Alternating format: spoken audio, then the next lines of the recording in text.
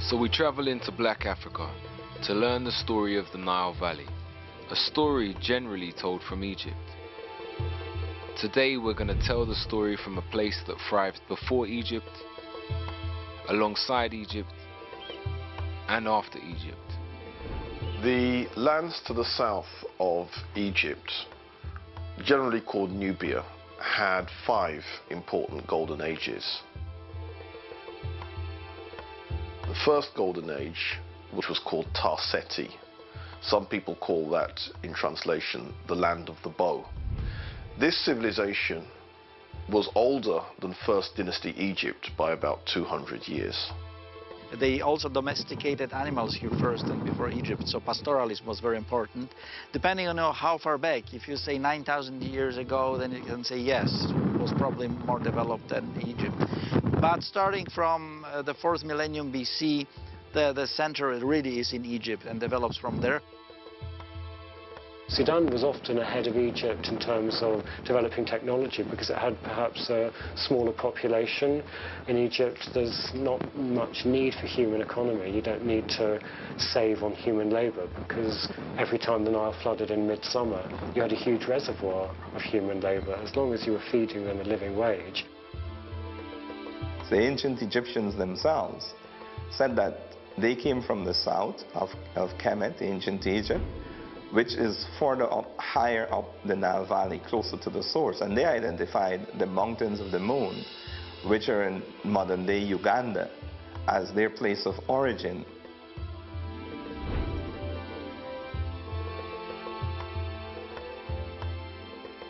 Most historians now accept, even the European Eurocentric ones, that it is the movement of the peoples from the south to the north that gave birth to Kemet. However, what they fail to recognize that is not just the movement of these one set of Africans traveling from the south to the north, but also movements of other Africans coming from the west to the east. They met and collected together in what is now Kemet. That's why that civilization was so powerful, because it was a multicultural expression of the African experience. It was several sets of different Africans coming together in one place and creating a civilization.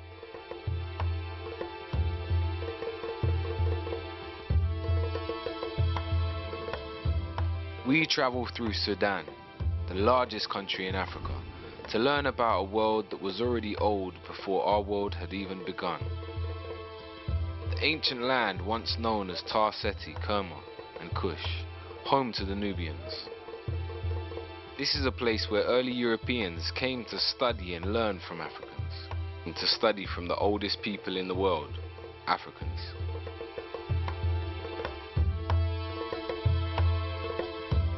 So when you hear recent discussions on who were the black pharaohs, referring in particular to the Nubian pharaohs or the Cushitic pharaohs, those pharaohs they often call black pharaohs in a way to try and distinguish them from the others, but they can't be, because as we said, all the early dynastic and intermediate pharaohs were black.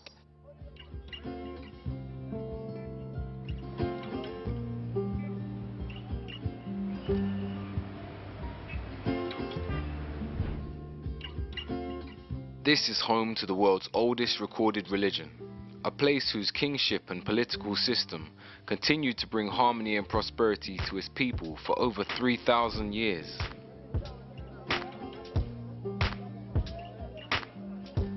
Today, Sudan is the largest country in Africa, rich in oil and other natural resources, but a country culturally split by the Arab African North and the African South. In recent times, this country has been greatly affected by civil wars and droughts. This is a place where the great Blue and White Nile meet to form the famous River Nile that runs through Egypt. This is an amazing land that predates Egypt, but for many is just another part of our world's hidden history. The question is, what happened? What was this ancient civilization about, and what left it in ruin? Why do we only know the story of the Nile Valley from Egypt? And why do we think that Egypt is somewhere separate from Africa? What do we still have and use today that was connected to this time period? We're going to peel back the pages of time and find out.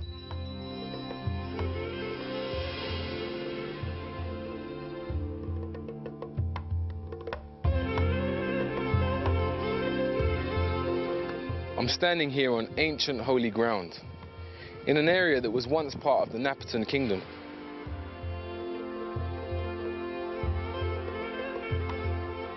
Today this place is known as Jebel Barku, which is an Arabic term that means holy mountain. It goes by this term because in ancient times, for over 1,000 years, this area was the Kemetic and Kushite religious center of the world. Home to the Nubians, ancient Egyptians, and other traveling Africans. Jebel Barkal is a very important site both in the history of Kush and in the history of Egypt, or Kemet if you prefer. The mountain had a particular shape, and both the Egyptians and the Kushites regarded this mountain as the holy mountain. That's what the Egyptians called it, the holy mountain. So at Jebel Barkal you have this great ritual religious complex which is set up in a monumental form that we see first when the ruler of Kemet conquers it, when Tutmosis III is building his great temple there, and then it continues, and it's in that area that Napata is.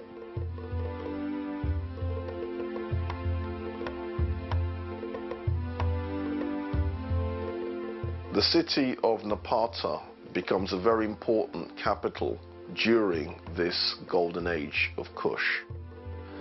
The site has a long history. We can trace it back to the 18th dynasty period of ancient Egypt, where the ancient Egyptians saw it as sacred to their deity Amen.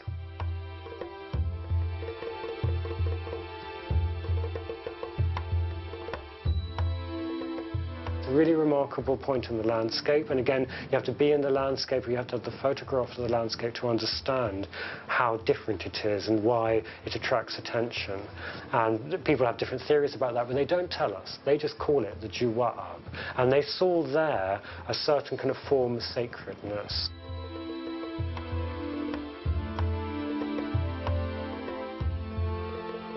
So the influence of the Sudanese Nubians in Egypt is quite clear, but on the other hand, the influence of the Egyptians themselves in traditions, in religion, is still people having different minds of is it originated from there or is it been acquired or adopted as gods by the Nubians. So here at Jebel Barkal, in between Upper Kemet and Lower Nubia, we find much shared culture. And there's much debate around whether it started deep in Africa, at the heart of the Nile, and spread upwards, or if it started in the north of Africa, at the bottom of the Nile, and spread down into Africa. We must have in mind that these political borders were not there. But the boundaries were constantly shifting in any case, and there'd always been a lot of trade between these two separate states, if you like. When you talk about Lower and Upper Nubia, you're talking about a span of land where people have got blood relations and they have got some sort of culturation and acculturation always happening there. There'd always been a very strong relationship, and to me, the more I look at the cultures from these two separate states, the more similar they actually become. And I think we need to try and move away from some of the images that we see that show Nubia in particular as a very different country. We know for a fact that, as I've said, there was a lot of trade between the two, and that also many of the people would move across the borders effectively over time. So there's always a very strong, close relationship, and at certain times, you know, they were the same thing. They were just one. It's like the relationship between America and England. England is the mother and father of America. The population of America are predominantly English American. The presidents of America are English American. Even though America is an expression of the European consciousness, the vast majority of people are European, the predominant power is the heritage that England has given it. The Americans acknowledge this. They trace their lineage, if they can, back to England and come back to here. The relationship is a special relationship of power. Though America has power on this earth, England is its mother and father and recognized as such. That is precisely the way that one should look at the relationship between Kemet and Nubia.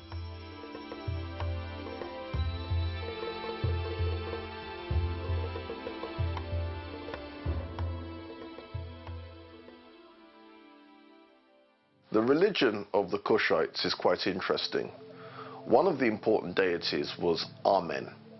Now, Amen is the pronunciation that the Hebrews give it, and some scholars agree to use that pronunciation.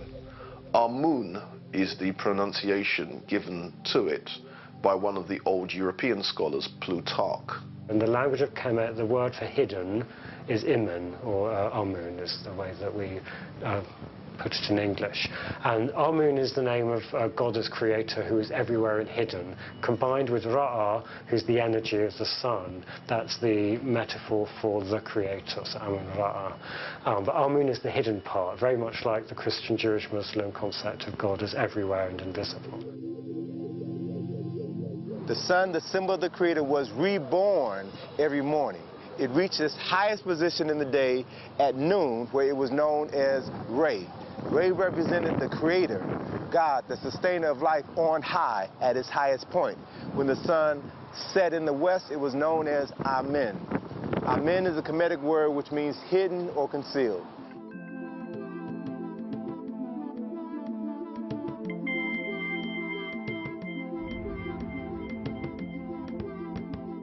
Amen was supposed to be unseen and therefore very all-powerful also, because Amen was responsible for creation. Amen was responsible for everything, knew everything, understood everything, could foretell everything, and so on, the great omnipotent and omnipresent divinity. At this religious center, one of the main temples that is still here to be seen today was a temple that was dedicated to Amun. The ram was a sign that was always associated to the worship of Amun. It has been claimed that during the time of these temples, it was the astrological age of the ram, what we know as Aries, and that's why the ram was represented. They all worshipped God Amun, who was the same god as in Egypt, the state god of the pharaohs, whose main temple was in fact in Napata.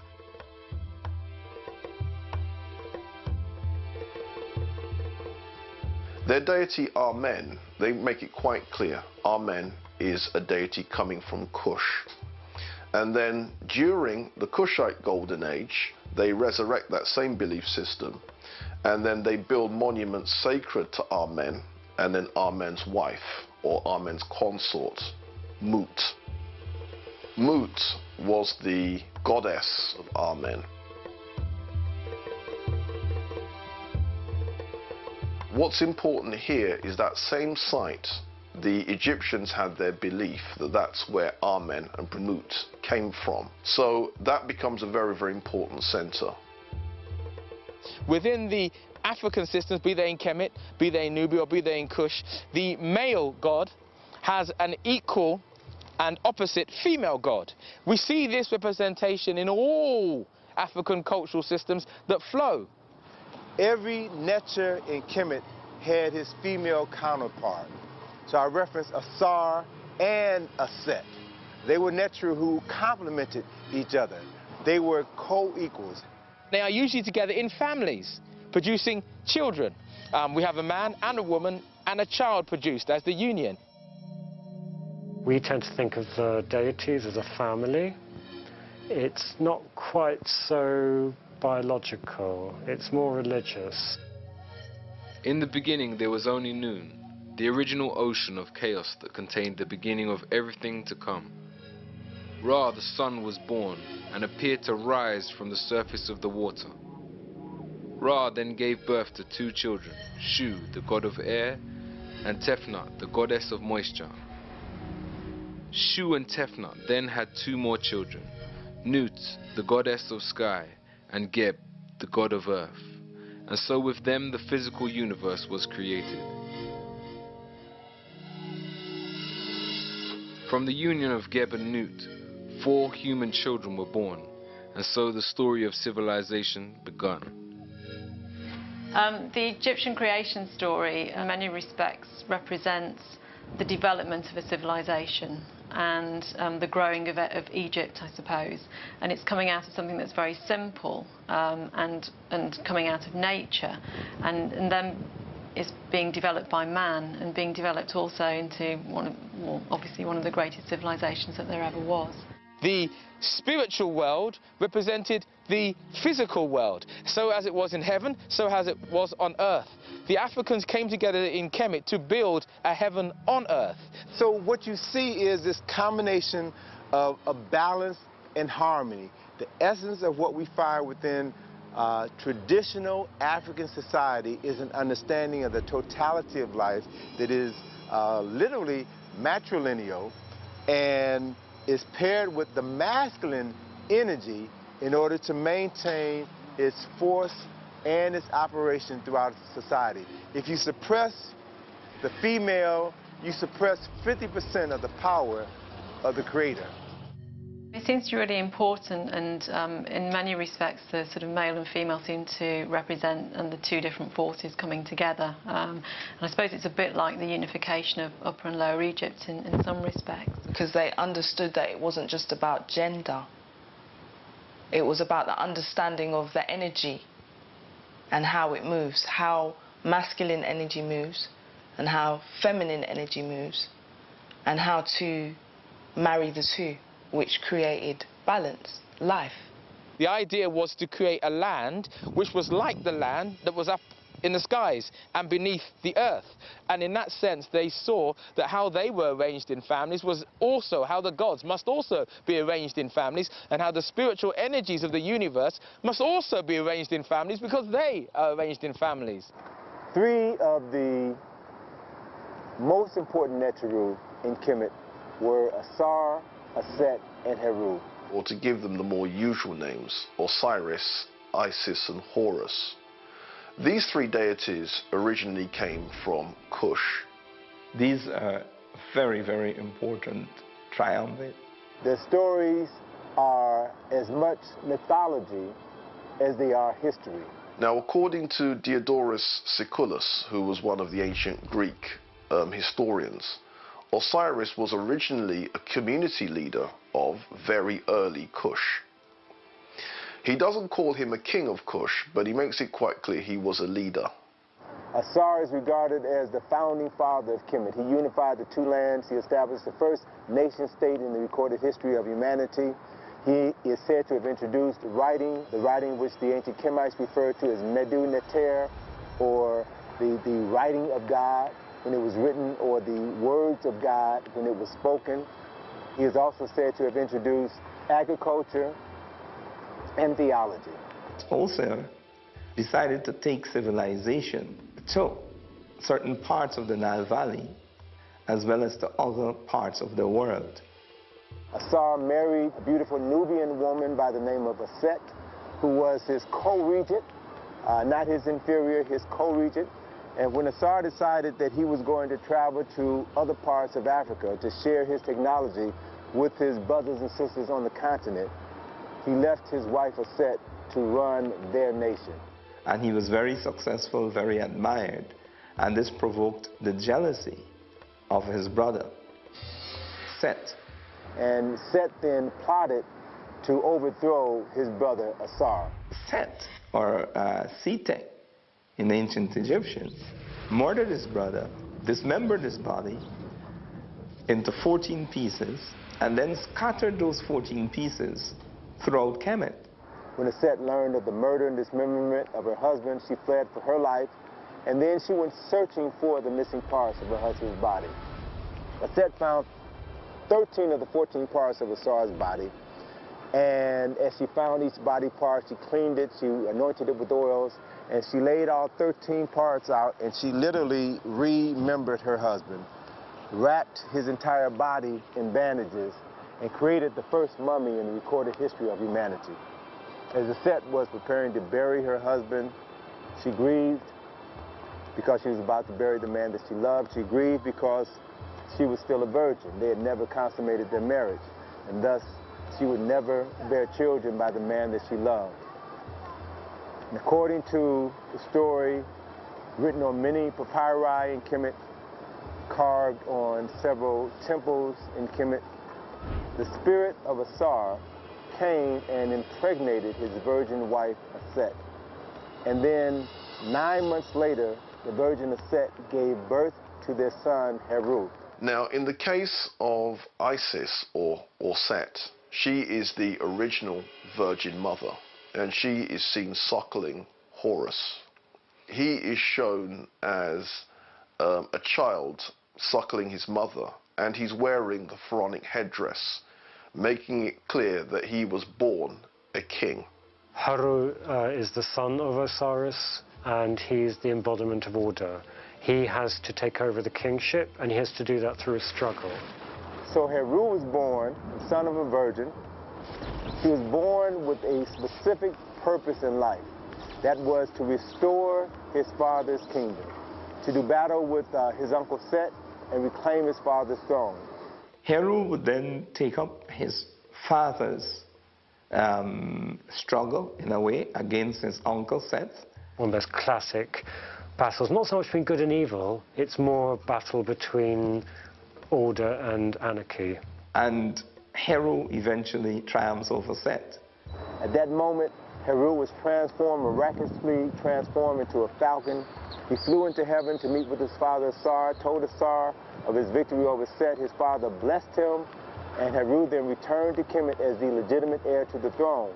And when he ascended to the throne, the symbol of the Heru Badet, the winged sun disk, was a symbol that was carved above the entrance of every temple in Kemet to serve as a reminder of Heru fulfilling the reasons for which he was born. And at the moment Heru reclaimed his father's throne and was crowned the king of Kemet, his father Asar was resurrected from the dead and took his place on the throne of judgment. According to Plutarch, what he says about Osiris is that Osiris was associated with the moon, and the moon has its lunar cycle and then disappears at the end of the lunar month, and then 3 days later is then reborn, and this is then the resurrection of Osiris after being dead for 3 days. So Osiris is then the god of death and resurrection. And Seth, or Zetesh, is never thrown away. He's an important part of the whole series of gods. He's not the annihilating factor. Set was not purely evil. Set represented the forces of discordance. Zetesh still has to be there. If you take him away, you're taking away part of reality. But he shouldn't be king. So that balance between Hor and Zetesh is one where Hor, Heru, is meant to be very much on top and ruling. And our ancestors were very inclusive. And they knew for certain that, as I said, there was a little bit of good in the worst of us and a little bit of bad in the best of us. And they represented that in this way. So the reigning ruler in Kemet, and this is taken over to an extent in Kush, the reigning king is Horus, because he's managed to take over and rule.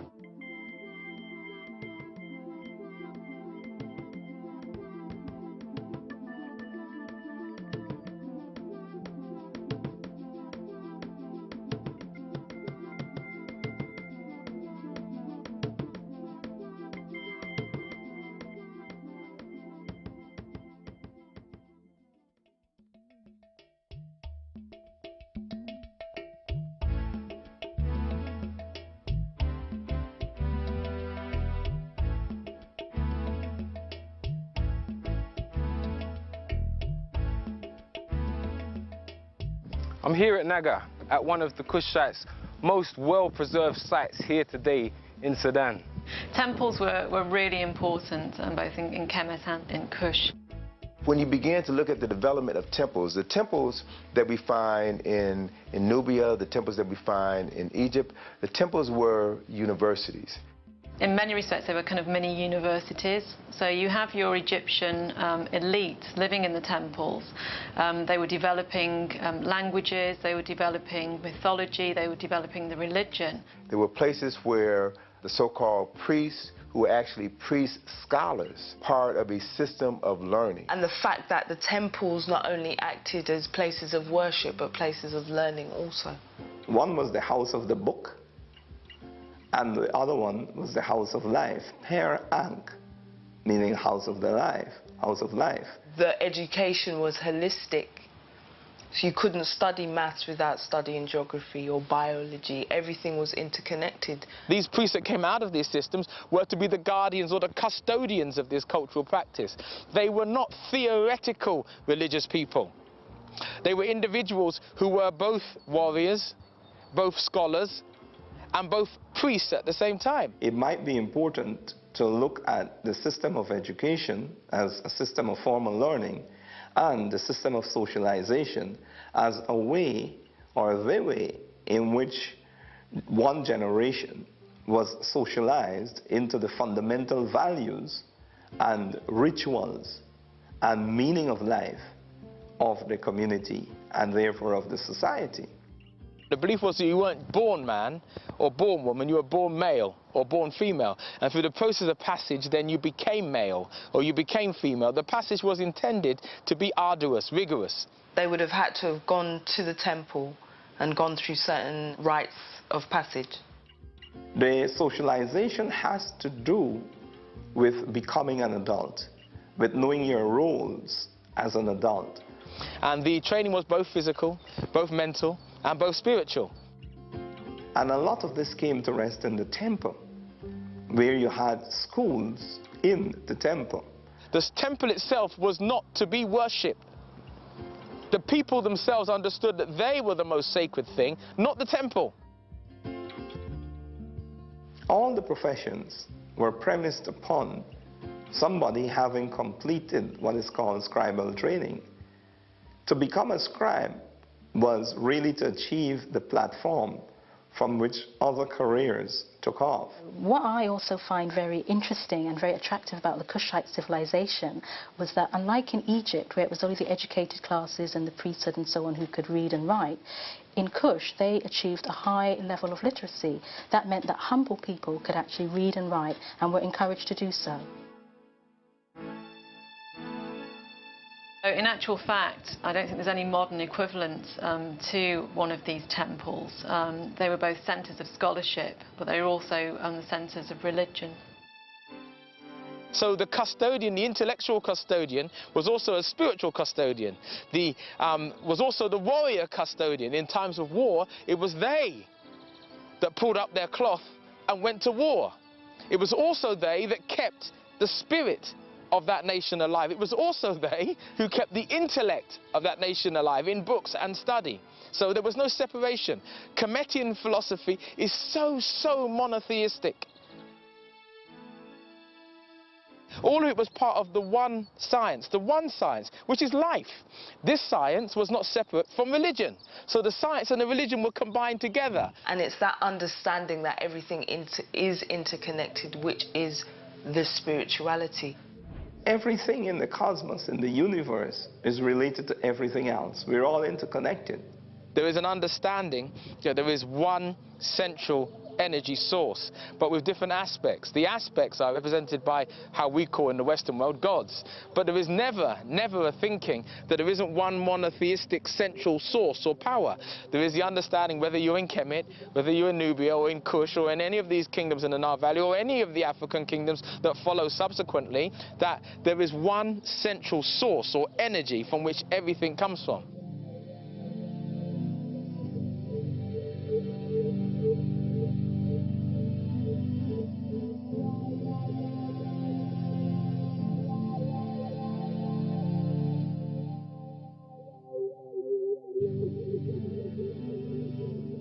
Clearly they share the same religious beliefs as with the Egyptians, with some additions, so to speak. Some local gods were worshipped, like god Apedemak, a lion god.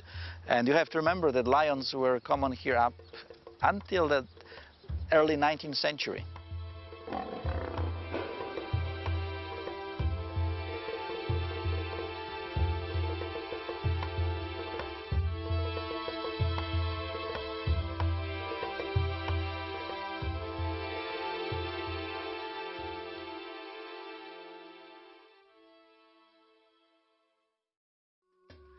These historical sites found here in Africa are all that's left of the Nubian and Kushite cultures of people who lived all along the Nile Valley. These ruins are evidence of some of the world's earliest highly developed civilized cultures.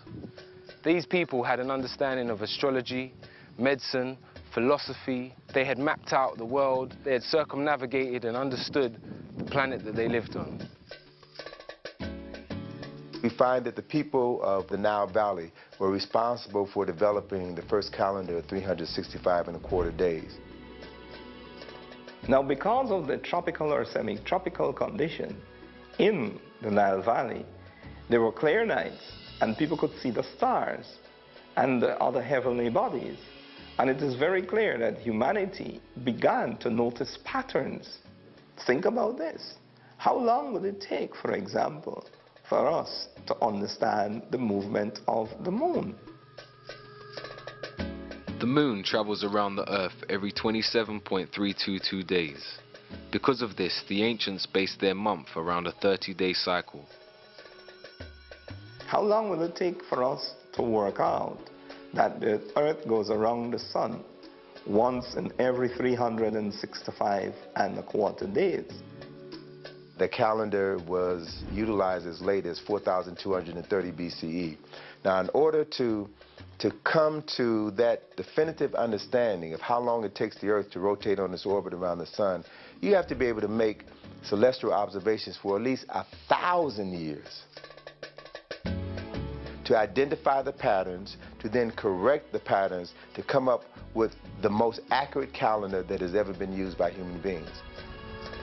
The ancients of the Nile Valley based their year and months around the natural cycles of the universe. Each of their months was connected to an astrological sign, like our zodiac, and so their yearly calendar became a map of the Earth's human, earthly and heavenly cycles.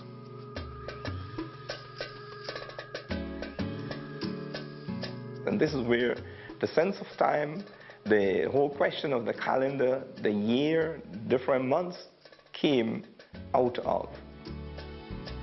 So you had groups of people who had time on their hand to observe their environment and then to produce great works that recorded their observations. So you had astronomers. In terms of astrology, that was always, again, very important to the ancient Egyptians, and when people were born, they would actually have their charts drawn up. We see water irrigation, we see aqueducts, we see underground heating, swimming pools, we see heated swimming pools. We had people who studied rocks and minerals, geology. These very brightly polished ones, that's again a classic Sudanese. I think that particular colour combination, those happen to be the colours of the modern Egyptian flag, but actually it's a very, to me, very Sudanese combination, that clear white with dark and red. Earlier in the history of Kemet, you get a lot of carnelian, the red stone, coming out of Nubia. Precision drilling, iron smelting, precision iron smelting. You had people who studied plant cycles, agriculture. We see papyrus paper, we see glass making, we see stained glass, we see use of gunpowder, not in weaponry, but in religious services and religious rites. You had people who studied building, how to build structures, what materials are best used to build structures. This was a great golden age of pyramids, of temples, of writing, scholarship. We see elements and a good deal of evidence, perhaps of electricity. You had artisans who were responsible for creating great works of art, sculptures, paintings. Gold smelting, silver smelting, the creation of refined industries. These are classic faience beads. This is the colour that most of the material in this tray should look. Faience is simply desert sand, it's quartz sand, but it's ground down and fused at a fairly high temperature, and you add the colour from adding ingredients, so that amazing blue will come from copper filings that have been added in. So there's a very close link between the artists who are producing all of this material and the metal workers, because they're using the filings from the metal workers' floor. So the underpinning of order in Egyptian religious art and in the language is a pedestal. It's a block that looks a bit like kind of a carpenter's plane, something to make things smooth. And the word in the language of Kemet is ma'at. Ma'a is smooth, and it's trying to make things on a smooth path. That seems to be the metaphor they use, and ma'at almost means what is good.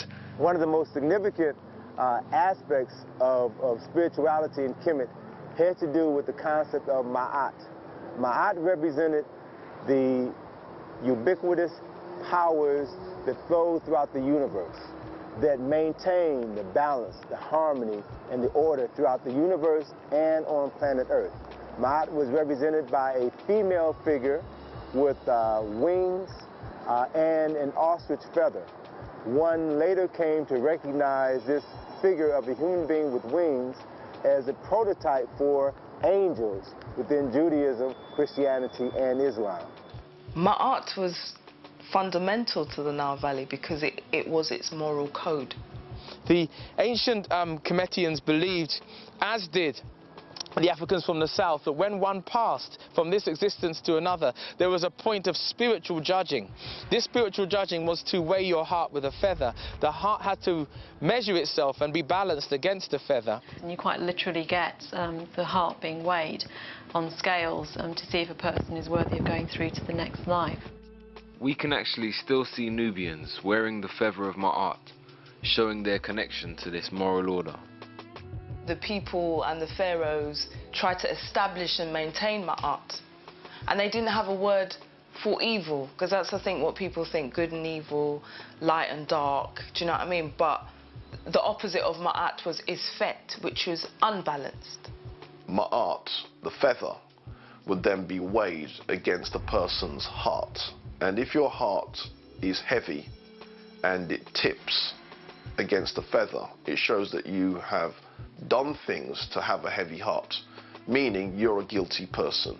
The idea of the feather was a representation of the female aspect and also of air, but also of the lightness of being, the idea that your heart was not heavy. We still say it now. My heart is not heavy. My heart was light. I had a light heart, a clean soul. They declare their innocence by reciting the 42 admonitions of Ma'at, some of which would sound very familiar to Jews and Christians. Those 42 admonitions were, I have not stolen, I have not committed adultery, I have not polluted myself, I have not polluted the land, I have not spoken ill of my neighbor, I have not spoken ill against God, I have not defrauded offerings.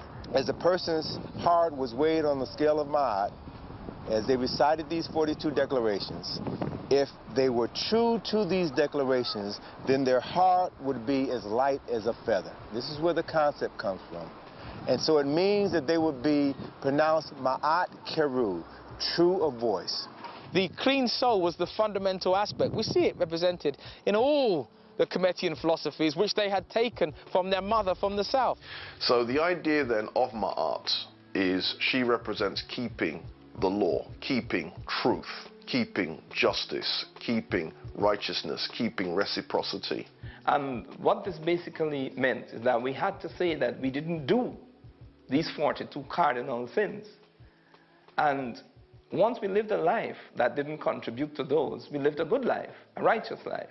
This event was recorded in the Book of Judgment by Jehuti, and then in the next scene of this very important document, of which thousands and thousands were produced, because every person who died wanted to have this document to help them be able to recall these 42 admonitions. One of the very last panels shows Heru, the son of Asar, leading the vindicated soul of this person to his father. And it brings to mind the passage in the Bible, I think it's John.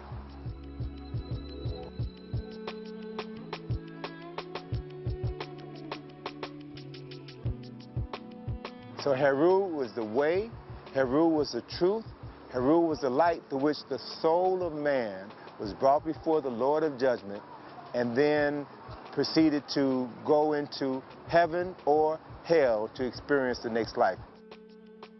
Ma'at is also called Sit Ra'a, the daughter of Ra'a, the sun god, the creator.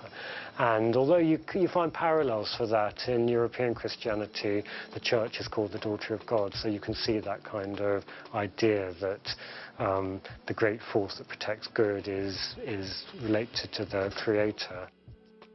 So Ma'at represented the means by which a person can achieve their highest spiritual level of understanding. This wasn't about religion, this was a way of life, of being, of relating to each other, because relationships was our highest value, how we related to ourselves. So before you can relate to somebody else, you have to relate to yourself. It's often used as a kind of unique force that you don't find in any other society in the world. I'm not sure I believe that, because I think every society defines itself by what it thinks is right. So in Kemet, the word of the language of Kemet for what is right is Ma'at. All of these ideas and concepts can be traced back to the Nile Valley, to Kemet, to Nubia, at least 1,000 years before the advent of Judaism.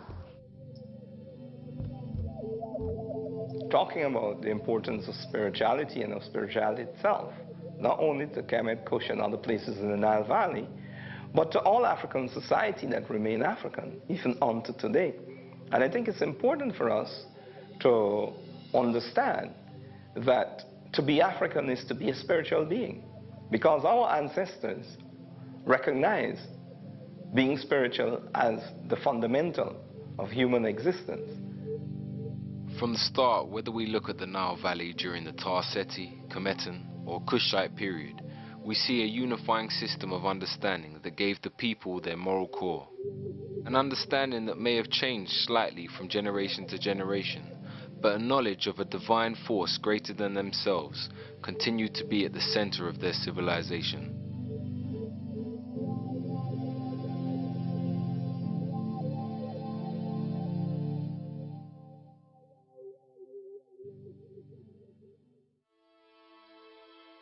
Debates still rage about the length and continuation of the Nile Valley cultures and how interconnected they were.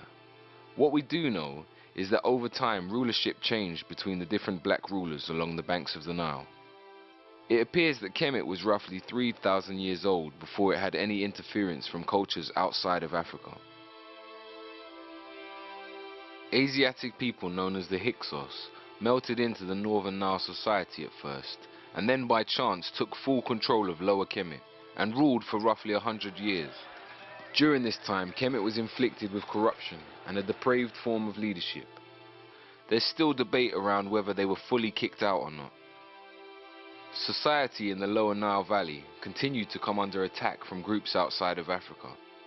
When the Assyrians took over Kemet, they attempted to separate Egypt, or Kemet, from Nubia.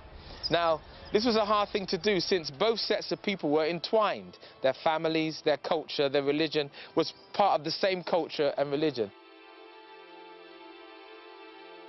In about 1,000 years BC, the Nubians moved in and took full control of Lower Kemet, bringing the whole region under Kushite protection. When Kemet got into difficulties, it was the Nubians from the south who came from the south to the north to rescue Kemet. The Kushites, they decided to go into Egypt and to take control of the situation, to sort things out, to restore traditions, to restore religion, to restore law and order, and to basically remind the people in Egypt who they really were. They were trying to retake Kemet because Kemet was theirs. It was their bloodline. They were not foreign invaders.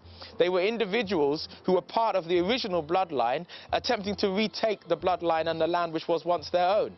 So that line of 7 or 8 Nubian kings was an attempt to give an African renaissance, to return Kemet back to African hands after the Assyrians were attempting to cut off Kemet from the Sudan, or cut off Kemet from Nubia. During the period of Kushite rule in Egypt, the way they administered that country was quite interesting. What would happen is the male pharaohs would then rule from the city of Napata.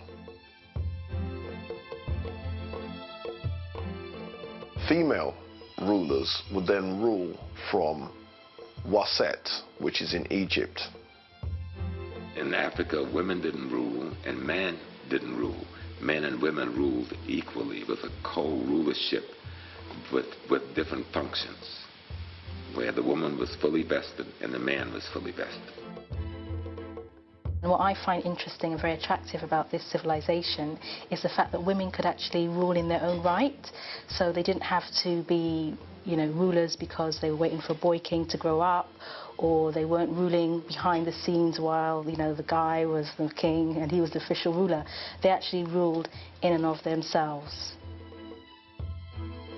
Now, who were these female rulers? Some people say that they were the wives of the Kushite pharaohs. Some people say that they were the sisters of the Kushite pharaohs. Whichever be the case, they formed a parallel dynasty. And that dynasty would be aunt being succeeded by her niece, and that kind of line.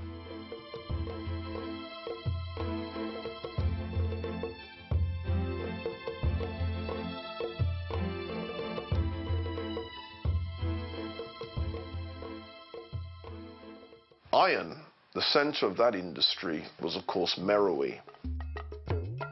Meroe is already a city, a royal city, when the capital is further north at Napata. The royal city of Meroe is very important to our understanding of the achievements of the Kushites because it was actually a planned city. It was planned, it had a water sanctuary, which are known as the baths, it had temples, and it also had spacious homes on the scale of aristocrats. Today at this ancient site of Meroe, we can see the most amazing arrangement of pyramids. Here, like in other parts of the Nile Valley, it's still debated whether the pyramids were used just for burials or if they were astrological markers and places for holy rituals. The city of Meroe dates back to about the 10th century BC, although this is controversial. If one looks at some of the older writers writing in the 19th century, they argue that Meroe is so old that it even predates ancient Egypt. But let's get with the conservative dates, 10th century BC. Scholars who have been to Meroe have all pointed out the same thing, the huge amounts of iron slag. Meroe was a massive industrial center of antiquity and clearly a major center of iron production. As a production center, it's long before the Industrial Revolution, but in a certain way it's an industrial city. In fact, the early explorers call it Birmingham of Africa. Now, why the Birmingham of Africa? Well, Birmingham, back in the day, was the center of England's iron working industry. As an industrial center, it was very, very important. The main thing that people think about when they talk about Meroe is iron. There was iron production there. Some people have even said they had steel production. In this area, it was rich in iron ore, so it allowed Meroe to develop not just as a major political and, with Amun Temple, religious center, but also as a major industrial center, which perhaps traded with countries elsewhere. There are reports that the kingdom of Kush had trade routes going as far as India, and that many Nubians settled there, creating an area called Indus Kush.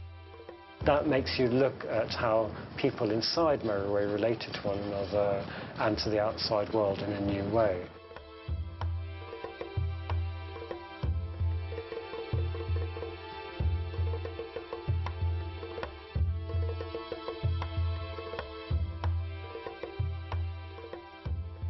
Meroe has a whole series of pyramids in a very good state of preservation. There are at least 84 pyramids, and it's quite possible that many more have since been found. I'm standing here in the pyramid complex of Meroe. Here in Sudan, there are over 200 pyramids that have been found here to date. This is almost twice as many as its neighbor in Egypt. These pyramids were built by the Nubians. And this is just one of the complexes that can be seen here today.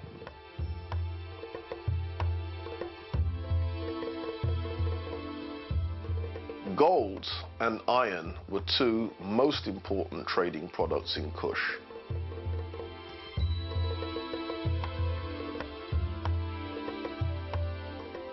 Gold has a long history because the reason why Nubia got the name Nubia in the first place is derived from the ancient Egyptian word nub, which means gold. And what the ancient Egyptians are saying is that this is the land of gold. This is where we get gold from. There was a reputation that the Egyptians had that gold was as plentiful as dust. Wasn't true, but this was a reputation that it developed. But where did the Egyptians get their gold from in the first place? They got them from the Kushite gold mines. They traded with each other. Herodotus mentions that gold was used to enchain prisoners. Now, he may well be exaggerating, but since there are images of even mundane things like golden tweezers, the fact that gold would then be used to make tweezers, that shows that it's not a far stretch of the imagination for Herodotus to say that gold would then be used to enchain prisoners. Many of the things that we think of as advanced culture or advanced technology has its root within Kemet.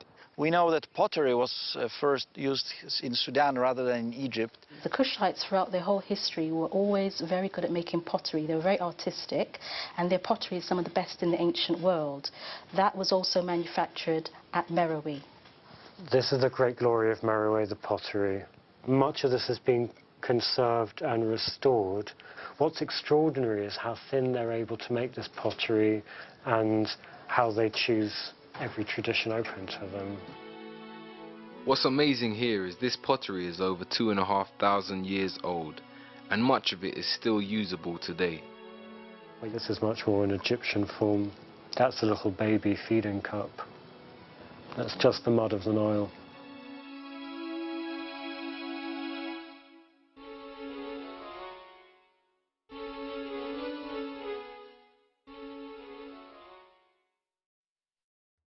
Now, the last ruler, Shepenupet II, was on the throne when the Assyrians conquered Egypt. They made their conquest in 663 BC. When the last of the Nubian kings, Tawentameni, fought his last conflict with Ashurbanipal, who was the Assyrian king in 664 BCE, we see Kemet being split from the African world, or an attempt to split Kemet from the African world.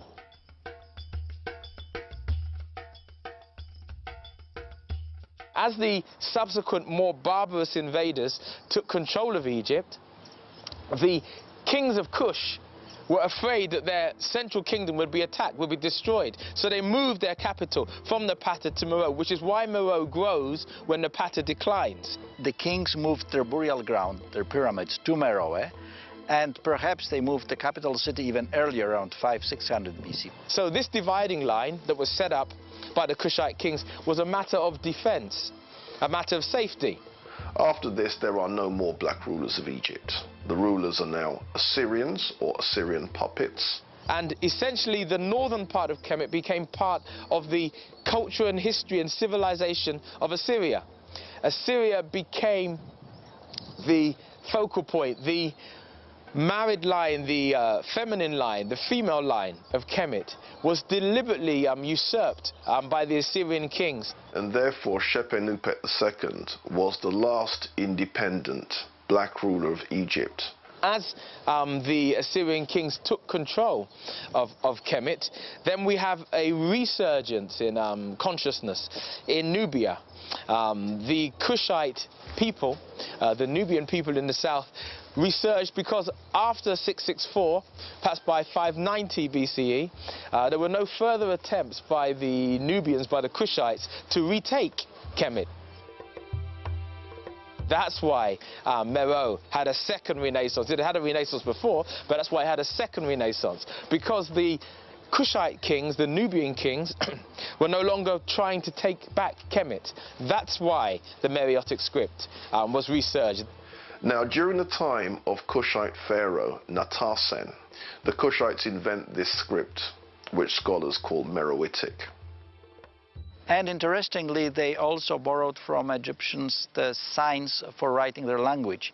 But let's be quite clear, Egyptian hieroglyphics themselves date back to the Tarseti period, which is the first golden age of Nubia. So if we wanted to trace the origin of Egyptian hieroglyphics, we have to go back to very early Nubia.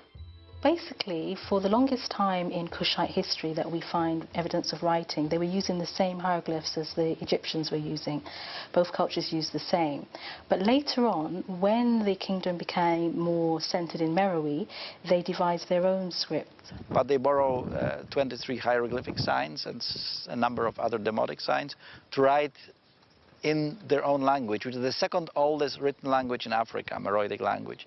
They actually devised two scripts. One is known as the cursive script, and the other one is known now as the Meroitic hieroglyphs. The script had 23 letters, of which 19 were consonants and 4 were vowels. There was also a word divider, so scholars know when the words began, when the words ended. And it's only partly deciphered, so there's lots of mysteries in the work. And there are 900 books and inscriptions written in this old script. In terms of understanding the language, it hasn't been translated yet, and so that really hampers our understanding of the culture and the religion, and basically how the people saw themselves and what they'd like to say about themselves.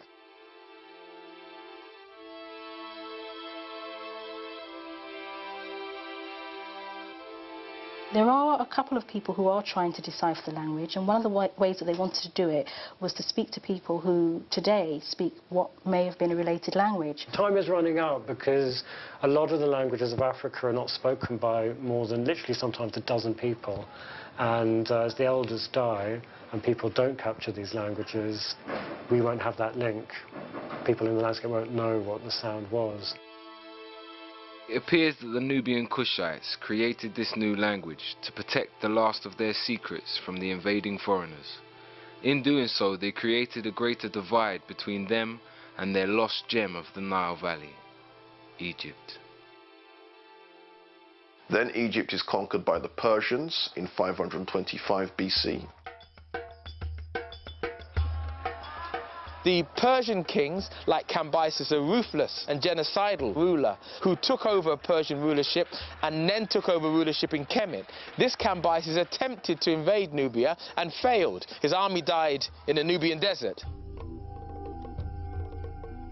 That which was left was destroyed by the Nubian bows. If you don't know, then you should know that the Nubians were famous for having the longbow. Even before the 14th century Englishman said he created the longbow. I don't know how he came out with creating the English longbow. The longbow was the famous weapon of choice for the Nubian, the Kushite warriors. Then it's conquered by the Greeks in 332 BC.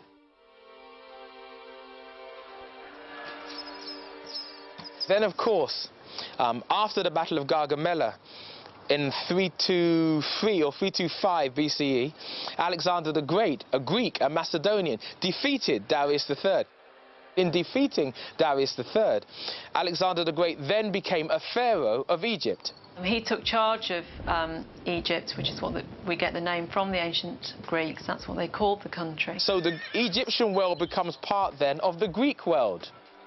And following his death, when his kingdom, which was so big it had to be divided up amongst his generals, a general called Ptolemy took charge of Egypt, and initially as a satrap, as an official who was ruling there, and then later as a king. The Macedonian rulerships, Ptolemy, etc., who was a Macedonian Greek general, married into the Egyptian bloodline. Married into the female Egyptian bloodline, producing Egyptians who are Greek and Egyptian at the same time and facing towards Greece. And he founded really the last resident dynasty of pharaohs. So then Egypt then became even more divorced, and then of course there is the classic story.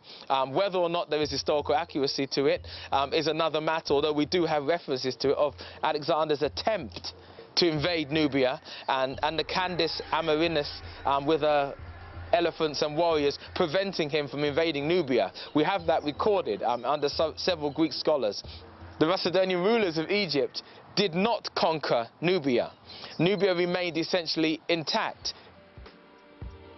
The Greeks had had a lot of contact with Kemet, and they saw Kemet as a place where they would go to learn. So many of the famous Greek philosophers, mathematicians, scientists, playwrights all went to Egypt to actually learn from the Egyptian priests. The Greek rulership did not affect the religious systems in the same way that Christianity and Islam did.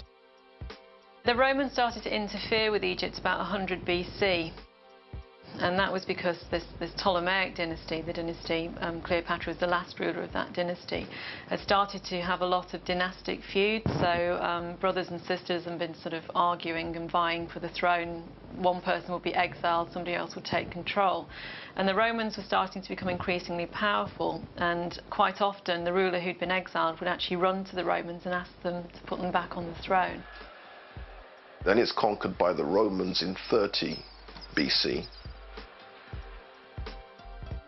For the Greeks and Romans, the Egyptians were Africans, and when you get depictions of Egyptians, they're always shown people with black skin, afro hair, sort of small noses, broad faces, full mouths. So they actually sort of have a caricature almost of what they see as an Egyptian. And the Greeks often confused Egypt with Ethiopia, so they'll quite often call the Egyptians Ethiopians.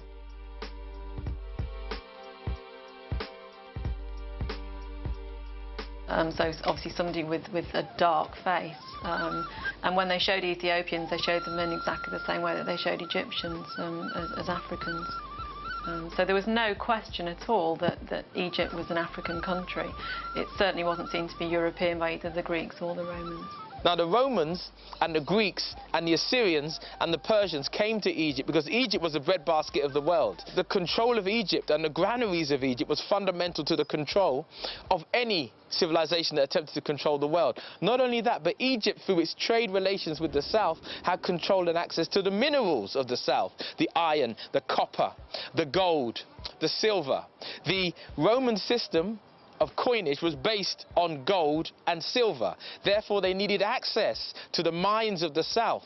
So the control of Egypt was fundamental in getting the trade from the gold and silver from the South to the North. So therefore, the control of Egypt was fundamental. Egypt was the most wealthy nation in the world, and it remained so through Assyrian, Persian, Greek, or Roman rulership. Egypt still was the most wealthy, not just in terms of gold and silver, which was, you know, tenuous in terms of its commodity value, but in terms of grain, wheat. Rome as a civilization, like the Greek civilization, did not produce enough food to sustain itself.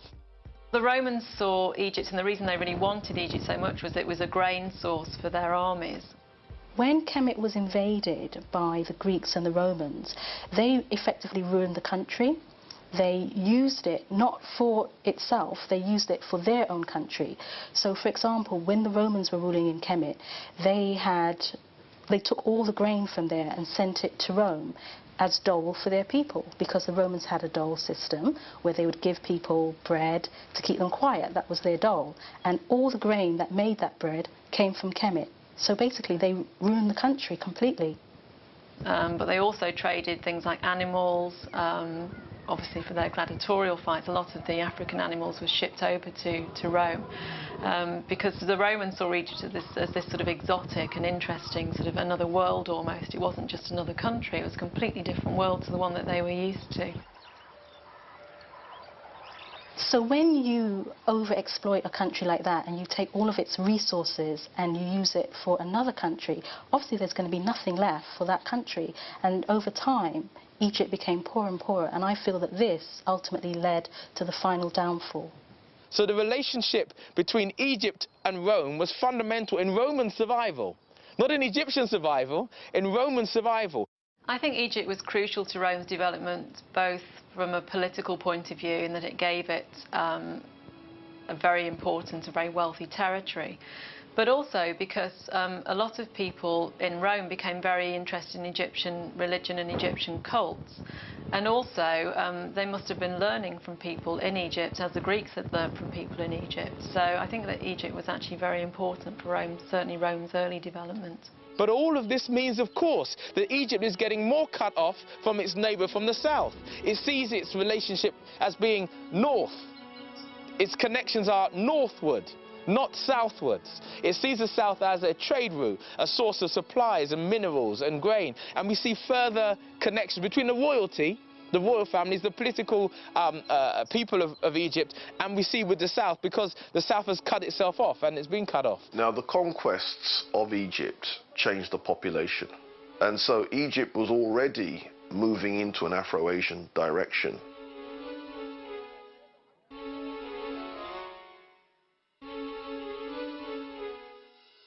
The calendar was actually adopted by the Romans. They decided to adopt the Egyptian calendar, so we've actually taken that from obviously the Romans, then spreading throughout Europe.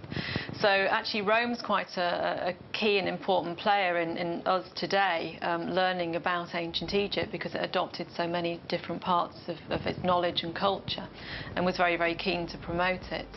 So as Rome tightens its hold on Egypt, and the failed attempt by Cleopatra and Julius Caesar to produce a line of individuals, that line being destroyed by Octavian or Augustus Caesar.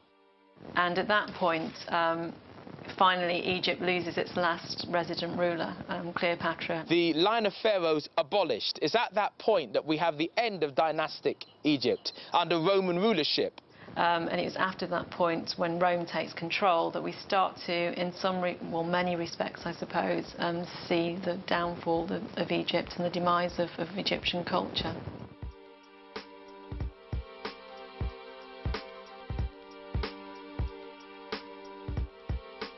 Meanwhile, in Kush, the pharaonic culture continues. One of the great things about the Sudanese Meroitic Kingdom, they're one of these kingdoms that keep the Romans out. It's one of the kingdoms that the Roman Empire tried to conquer and failed to conquer. I think also the further south that the Romans went, obviously, the further away they're going from the Mediterranean and from Europe, and so arguably the more difficult that would become for them.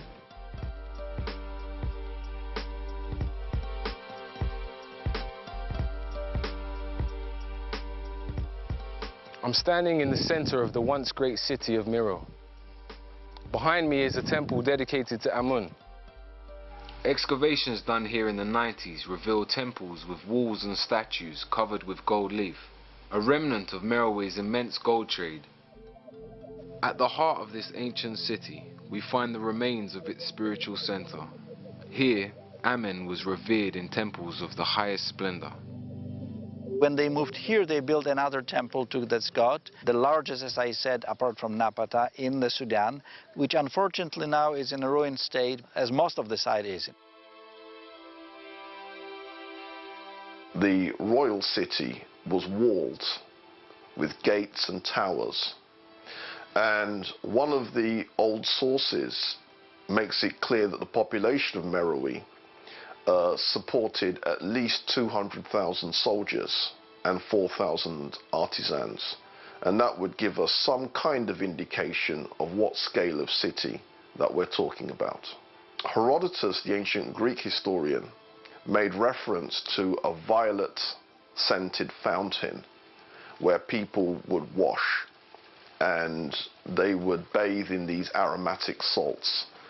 And the Liverpool expedition at the beginning of the 20th century excavated in Meroe and found that Herodotus was probably talking about this bath that shares affinities with the Roman bath.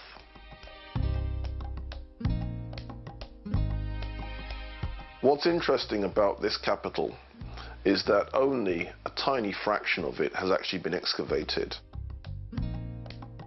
Perhaps I am standing right now on the ruins on the temple, which is still to be discovered. In truth, at least 90% of it is still to be found. I hope to do it in the coming years. We did some preliminary sondages, and we found, again, domestic remains, but also a fragment of a temple from maybe 300 BC, so we hope to find it. So we can only infer from the little bit that we've seen so far, and the little bit that we've seen so far is very, very impressive. Hidden under the desert surface of this ancient temple are the tile remains of its ancient modern beauty. Much of this area is covered with these types of tiles.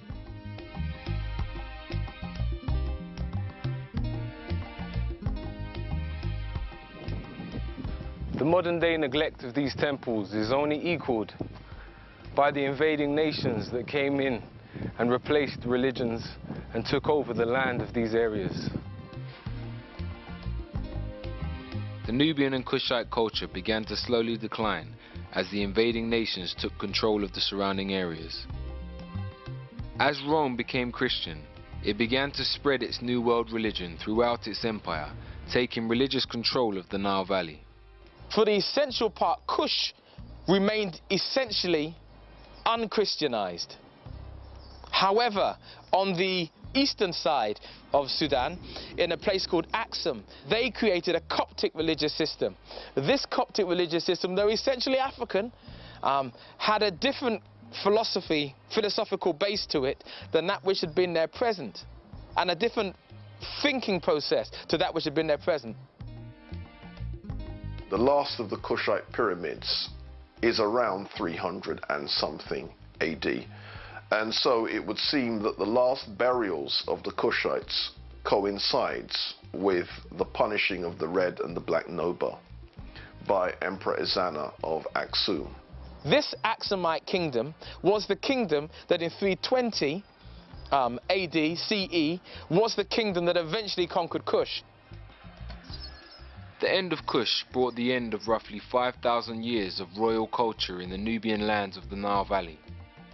So as we look back over this ancient world, we can say that the ancient Africans of the Nile Valley had a civilization that lasted longer than the society we are part of today. At its peak, it had reached a great level of spiritual, social, economic and structural development. This was a civilization of religion, astrology, medicine, philosophy, architecture, art, engineering, mathematics, and much of what was passed down to us from the Greeks and Romans actually came from the legacy of the Africans of the Nile Valley.